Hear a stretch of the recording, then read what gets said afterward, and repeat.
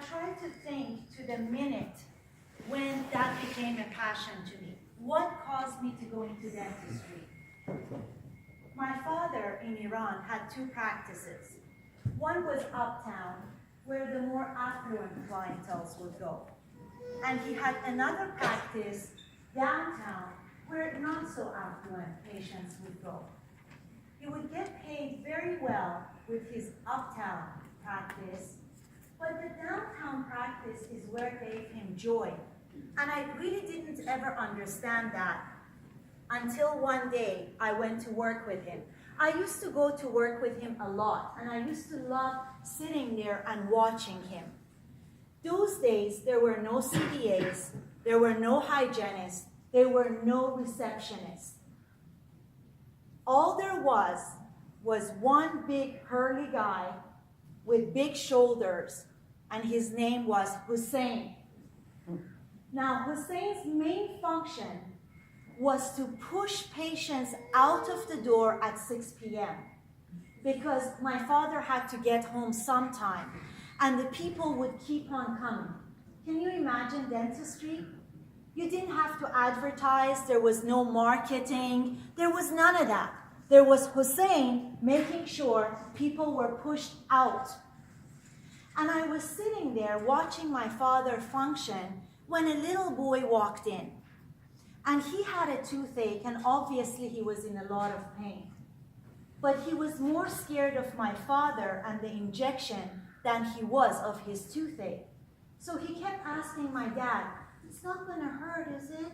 It's not gonna hurt, is it?"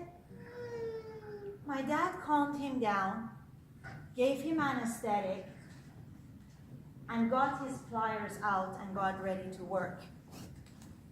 And as he put the pliers on the infected tooth, he said something ridiculously funny, which I don't remember. But what I do remember is that I started to laugh. My dad was laughing, and the kid was laughing so hard, he didn't feel my father yank that tooth out, and within a second, the pain was gone. The kid got out of the chair, gave my father a hug, and I said, "Thank you. I love you." It was that moment. I see it clearly. That second, I said, that's what I want to be. I want to be a dentist. Can you see I related that love, that sense of appreciation, that sense of joy with dentistry? It wasn't the money or what my dad was doing. I was too young to remember. It was that child connecting with my dad. It's the feeling I got that set that ultimate goal for me. Fast forward, I was sent to a British boarding school. And because my English wasn't good enough, it was good enough to say I need to pee or I need water. But what I had to do is I had to listen to the lecture in English, translate it to Persian, understand it, and then regurgitate it back again in English. And I couldn't do that well. So after about a month, my principal or headmaster, Dr. Clark, went in front of an assembly like this and said, "Mahsa is not intelligent enough to be in grade number X. We are demoting her to a lower class." I was embarrassed and devastated. Because from then on, I became the kid that wasn't smart enough. And so I gave up. And my grades went down, and I wasn't thriving at school. At one point, my headmaster wrote my dad and said, "Mahsa is not smart enough to clean inside of a dental office, let alone ever becoming a dentist." Well, that wasn't fun. But in 1982, something wonderfully horrible happened. Horrible because Iran had a revolution, and we had to leave our home. But wonderful for me because I got a second chance coming to Canada. Here, I wasn't known as the stupid kid or the smart kid or the Persian kid. I was just one of the students in Langara. And I prospered. And I got A's, and I got into UBC, and the rest is history. What's the point of telling you that? We all have a goal. We all have a desire. We all have a passion. For a second, I want you to think with your mind, what is that goal you want? What brought you to this lecture? What is that ultimate goal? You can either share it with the person next to you, or within about 30 seconds, I'm going to pick on one of you guys to share with me what your ultimate goal is. And not only I want you to think about what your ultimate goal is, but I want you to tell me what you really want and why do you want it. You all heard about books. Know your why and your how will come. Why do you want the thing that you want? Whatever you have in your mind. Do we all have something in our minds we can think about why we want it? Anybody wants to share? All right, don't all of you put your hands up at the same time. The big boy in front. What is your goal? It's just us. What is your goal? My freedom to do what I want, to work if I want. All right, why do you want that? I don't want to have to go to work at a certain age. I want to have that freedom to make the choice to do it, spend time with my children in the future, take vacations when I want. What will it give you to spend time with your children? Take vacations. What do you get out of that? Memories. Memories. What do memories do for you? Make me happy. They make you happy. Every one of you, if you sit down and break it, what's your name? Shane.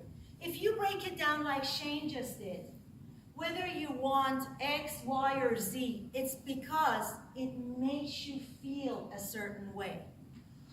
Let's think of a car you want, because it makes you happy. That's my favorite one, and that's my favorite color, red. Now imagine you got that car, whatever it is you guys want, and imagine the smell of it, how new it is and how fast it goes. When you go to the mall, where do you park it? Do you park it right at the entrance or way the hell over there? Way the hell over there. Do you want anybody as much as looking at your car, let alone ding in it? No. What happens when the first ding happens to that car? Oh my God! Could I have parked any further? What the hell? But 3 months later, or maybe 3 years later, do we still get the same feeling? No. We parked that thing right in front. The little lady dinged it. Doesn't matter anymore. Is it jewelry? I'm a big jewelry freak, ladies. I'm not knocking jewelry. Don't get me wrong. If I put any more on my hands, I'll be walking like this. But it's only a feeling. We're not over the jewelry. It's the feeling of happiness it gets us. Whether we go through cosmetic surgery or look for that partner that makes us happy, really, all we want is this. We want that feeling of happiness, of joy. And guess what? We're born with it. It's in us. We are joy. We were born naked and happy. Nobody told us we have to wear Dior to be this happy, or don't fart. Actually, if you do fart, it's better, because everybody around you laughs and you laugh, and all of a sudden everyone is joyous. This is what we want to get to. And yet, I have 2 teenagers who are suffering with depression. One of them is, the other one no. And this is the drug, or one of the drugs we're all taking for antidepressant, Prozac. 1 out of 6 Americans is on one kind of antidepressant or the other. In Canada, we're amongst the highest users of Prozac. And look at some of the side effects: dizziness, headache, insomnia, and more depression. As I said, one of my children suffers, and I am not saying that drugs are not the answer. But I'm saying maybe drugs are only part of the solution. Maybe there is a better way. So what does it take for us to be truly happy? We just saw it doesn't come from material things, from jewelry, from money. If it was, Robin Williams would be alive today. How many of you guys saw Miss Doubtfire? How many of us thought he was talented and funny? I mean, who would think that a guy who was that talented, had that much money, the whole world loved him, would take his own life? So what does it take for us to have true happiness? After I put this picture up, I realized I'm wearing the same necklace as him, and I thought, ooh, that's kind of weird. We did not have a sexual relationship. I just want that clear. We just happened to wear the same necklace. I traveled with Tony Robbins, and he is truly an amazing human being. And majority of what I'm hoping to get across to you today is what I learned from him, and I'd like to give him credit. And yes, we did walk over water and fire and jumped over poles, and he does all kinds of crazy things just to make us understand his teachings. So what does it take for us to feel truly happy? And I mean giddy with it. Did you know that most of the fights at Valentine's Day happens because we have high expectations or rules? Most of us fight with our husbands because for us to be happy or loved, he has to buy the chocolate, he has to bring it a certain way, he has to crawl on his knees a certain way, the restaurant has to be a certain way, and then we feel happy. Why not have simpler rules? Why not soften our rules and say, look, for me to be happy, all it takes is to be 6 feet above the ground. All it takes for me to be happy is to have my child smile at me. Today's women, look at us. Look at the kind of pressure we put on ourselves. What does it take for us to be happy? Well, we have to be educated, and the more educated, the better. We have to look good. We have to be skinny. We have to be a good mom. We have to have our child's approval. Well, some of us like me, I have older parents living with me right now. We have to be good to our parents. We have to pick up the kids drop the kids at school, pick them up, come home, make dinner, make love to our husbands like we're freaking super women. Well, we're not. That is just an image. So soften your rules for happiness. Say, look, if my child says, Mommy, I love you, and even if he or she doesn't mean it, it's good enough. If you cook for your husband, but it's not gourmet, it's good enough.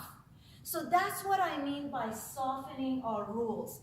Having less rules to be happy.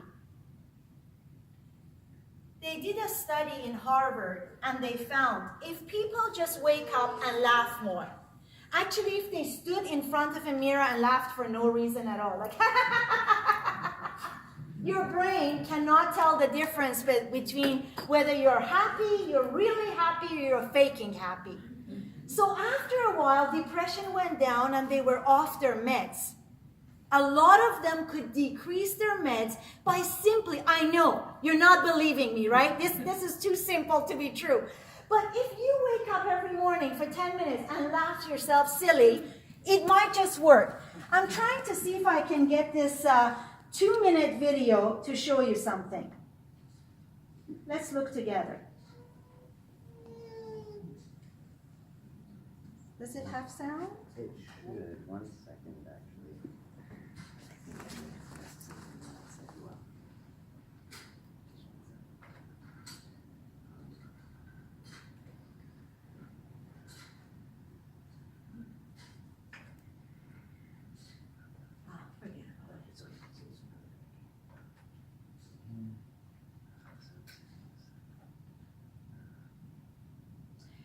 Well, the point of the video was, and we don't have to see that, it's in India they have laughter yoga. And basically for 5 minutes or 6 minutes, people get together and for no reason laugh at each other. And, like I was just demonstrating, and they point at each other and they go, ah, they clap their hands. And at the end of it all, they all talk about how that procedure make them alleviate their pain, their arthritis, and everything else. We had a problem with this this morning, and I tried to make it work for you. I'm sorry. So let me just go to the next.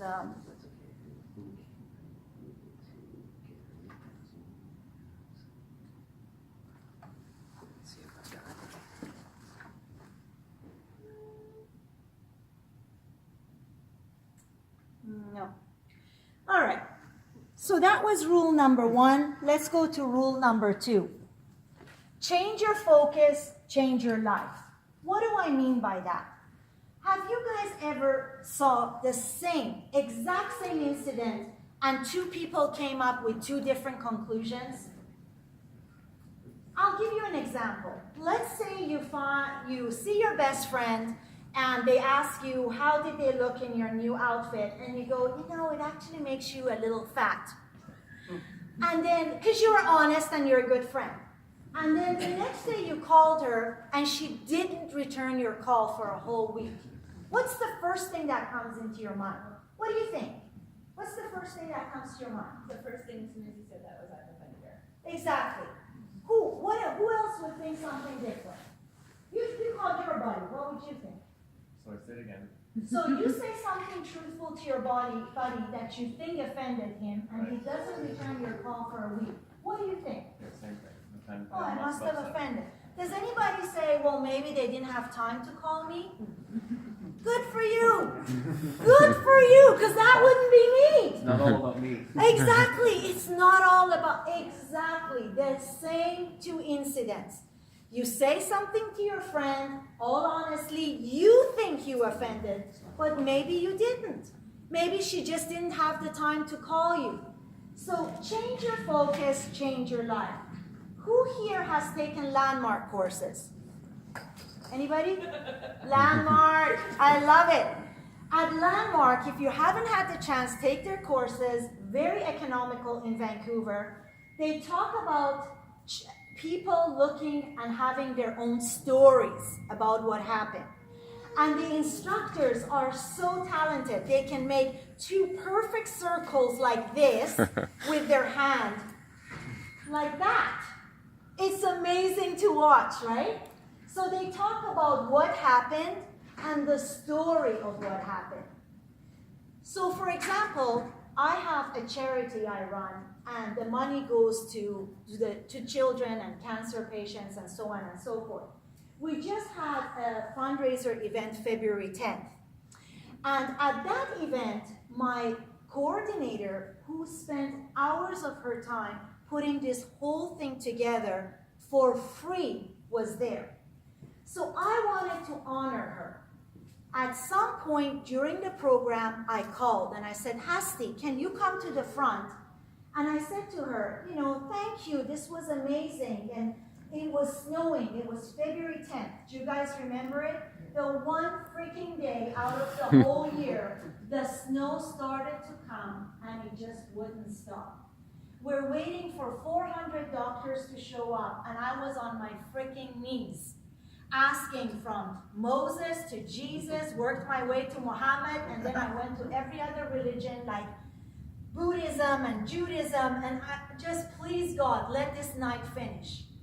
So the entertainer of that night, which we had paid a lot of money for, was stuck in snow. So in my wisdom, I thought it would be good to call Hasti over, my event coordinator, and thank her. So I said, well, Hasti, what do you think about this entertainer not showing up? And she kind of went, well, I don't know, it's out of our control. And all the time, I'm thinking I'm honoring her. Like I'm saying, thank you. This was such an awesome thing you put together. And all the time she's thinking I'm shaming her. That somehow this snow and the fact that the entertainer didn't show up was her fault. Can you guys believe it? How the 2 of us had completely opposite view of the exact same incident. So reality is only what you guys decide reality is. My reality was I was appreciating her. Her reality was Mahsa is upset because it's snowing and she's blaming the snow on me. So choose the reality that empowers you. If a friend doesn't call you back, say, look, maybe they're busy. Like Tyler here has the right attitude. And me and you have the wrong attitude because we think, oh my God, so pick the reality that suits you. Ask yourself better question. Language matters. If I ask you, the lady in the black, how are you today? What would you say? I'm doing all right. I'm doing all right. If I ask you, the blonde lady, how are you today? Yeah. A little bit hungover. All right, that's good. If I said, hello, nice to meet you, what would you say? It's awesome to meet you too. Oh, awesome to meet me. Now, I felt really good there. It's really awesome to meet me. How about words like fabulous and enchanted? I'm enchanted to meet you. If you ask yourself questions like, why can't I grow my practice? Your brain will say, because you're a stupid doctor that has no business doing business anyways. Because your brain's function, the only function for your brain is to help you survive. It's a surviving mechanism. It's not going to give you some life-changing philosophy. If you say, why am I fat? Your brain say, because you're a pig and you eat too much. So change the way you ask the computer question. Say, how can I make my practice grow? Because now your brain has to come up with solutions. Oh, you can maybe hire a professional coach, or maybe you need to do more marketing. Maybe you need to be kinder to your patients. Whatever that answer is, it will be better than it's because you're a dentist and you have no business doing dentistry or business of dentistry. Instead of saying, why is this happening to me? If something horrible happens, like God forbid college comes home, it's not like we don't have enough stress in our lives as dentists, dental hygienists. Now we have the college on our behind. Why didn't you bow 3 times to the patient before you open the door? Or whatever their issue is. Just say, what can I learn from this whole situation? That will give you a more empowering answer. So language matters. Choose words that empower you. And these are some of the words that Tony Robbins suggested. My personal favorite, when a patient says, how are you, doc? I go, I feel so good. Any better than that would be illegal. They go, oh, what does that mean? I go, I don't know. I just said it. It's just words, but it makes them curious. It makes them happy. Diet and exercise. Rule number 4 to be happy. Now there could be a whole lecture about diet and exercise. And I'm not going to go there, except a few things. Diet, let's do exercise first. Exercise does not have to be twist yourself like a pretzel because it's yoga time, or you have to run so fast, it's 90% of your heartbeat. All the purpose of the exercises is to oxygenate you. As long as you oxygenate your cells, you've done the job. Whatever that means to you. It could be just 10 minutes of walking. And diet, I have dieted since I was 15 years old. It started with Jenny Craig, then it went to Weight Watchers, then it was high carb, then it was low carb, then it was Atkins, then it was no meat, then it was all meat. It's just never ending. So my suggestion to you is see what suits your body. I eat meat like no one's business. The bigger the steak and the bloodier the steak, the better. My husband is a vegetarian. You should see the two of us eat.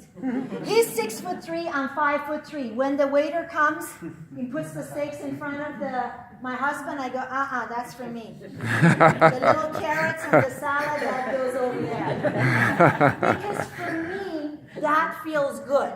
I can't eat fish. I don't do dairy, but I love my meat. Experiment. Your body will tell you what to eat. One thing I do want to tell you is that I am a Muslim. And because of my religion, I have always fasted. What it means is that between sunrise to sunset, I'm not allowed to eat 1 month of the year, which is the month of Ramadan. And my husband always used to say to me, that's not right. You should be eating. That's not good for you. Until this came fast. Intermittent fasting. Now we're all talking about it. Well, fasting is not just for Muslims. You look at Christianity, it talks about dieting. You look at Judaism, talks about fasting. I lived in an ashram for 3 months, and they talked about intermittent fasting and what to eat and when to eat it. Sikhism, Hinduism, Buddhism, they all talk about intermittent fasting. Now, what happens during intermittent fasting is if you do not eat for a period of 10 to 12 hours, a process of autophagy takes place. Auto means automatic, phagy means eating your own self. Now it's like, ooh, we're eating our own self. That's gross, Massa. But what the body does is it eats the cells that are not so healthy first. So the cancerous cells, the weak cells, the cells that don't serve you right, they get gobbled up. So your body does a rejuvenation of itself. And that's why intermittent fasting is so important. And I suggest you try it because it is really a good way of staying healthy. Now, the last thing I want to talk about is the morning ritual. Now, the morning ritual first was presented to me by Robin Sharma. Who read the book, The Monk Who Sold His Ferrari? Oh my God, is that not good? It is good, right? So I actually went to Toronto and I spent a weekend with Robin Sharma, and he's so funny. He comes out and he says, yes, even I thought I was taller. Because he's this short little thing, but he's really cute, and he talks about getting up in the morning and having a morning ritual. I then heard about morning ritual from Tony Robbins. He calls it the hour of power. But if you don't have the hour, you can do it in half an hour or even 15 minutes. And then Hal Elrod came with a book called The Miracle Morning. And he talked about this morning ritual saved him from cancer and from depression, and he has a whole book on that. And what I want to do is just tell you what that morning ritual is. At the end, I have literature that you can take a picture of where I got my material from, and also some tips on meditation and calming your mind. So what is the morning ritual? Number 1, meditation or prayer. Now I can see most people's anal sphincter go tight because like, I'm not religious, I don't believe in God, I don't pray. That's fine, even atheists have a religion, okay? Prayer doesn't have to be about loving God. Prayer is just sending a positive energy out to the universe. And I don't care what or who you believe, I say that prayer will help you regardless of your beliefs. There was a study done by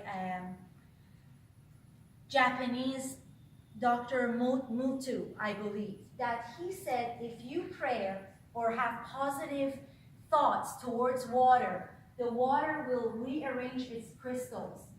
And he took photography, and prayer actually did convert the crystals, molecules of water, to a more beautiful complex. And he took pictures and he put it on net, and then 1 million people came and knocked him out. And his point was, if water molecules are changed because of prayer, and we're 90% water, then positive thoughts or positive prayers should also change our molecules. Most of what I've learned on meditation, I'm a Sufi student. I've been a Sufi student for 20 years. And mtoshahmahsoudi.org if you wanted more information on how to meditate and prayer and quieten your mind. Now, meditation is very hard to do and sounds very easy. They just tell you not to think. Well, I have never found a person who cannot think or stop their thinking. So it's not so much about stopping yourself from thinking. It's let your thoughts come in and pass like you would be observing clouds. You just watch it come and go and try and quieten your mind. I do have a pamphlet at the end which gives you some guidelines. The best time to meditate, according to all the religions I've studied, and believe me, I've studied them all, is either 5 a.m. to 7 a.m. in the morning, because that's just before sunrise. And there is something magical about the energy of the universe at that particular time. Or after 9 p.m. at night, between 9 p.m. and 12 o'clock. And all you're trying to do is give your mind a break. There is much to be said for gratitude. And I know sometimes it feels like all of our lives, it doesn't matter how good your life is, you feel like something is lacking. That is the precise moment you have to find anything you're grateful for and think about it. The laughter of your child, the fact that you guys are dentists or professionals or hygienists or CDA, the fact that we live in Canada and we don't have bombs going above our heads and we're not being shot at. All of that is what gratitude is about. Plus, there are meridians or chakras in our bodies. There are nodes. There are 13 of them that are located from the top of our heads to our kundalini, which is about here. And when Moses talks about his cane that he leans upon, I believe that is what he's talking about, because the chakra starts from the third eye, goes to the back of your head, and all the way to the kundalini. So it literally looks like a cane. Now think of these chakras as little capacitors, and their function is to get universal energy, which we can all be connected to, and convert it to a kind of energy our body can use. Does that make sense? So another way of putting it, if you guys were little lamps, you can be connected to the mother lode, to the power station, if you use your chakras or your little wiring. And once connected to the universal energy, that's where intuition comes from. A lot of mothers are good about that. The phone rings and they go, oh, I think it's my kid. And sure enough, it is. Or how the prophets could foresee the future. It's by tapping into that universal energy. And I just wanted to say something about it. The more gratitude you give, the more blessing you'll receive. It's like a funnel, how you see above his head. The more you give out, the more love you'll receive. Visualization and incantation. Sufis say we are the architects of our own life. One of the most important Sufis was Rumi. Has anybody read Rumi here? Anybody into poetry? All right, that's awesome. If you haven't, check out his love poems. And what visualization is, don't wake up in the morning and decide, I'm going to work now, haphazardly, get your bag. Sit in the morning, in that hour of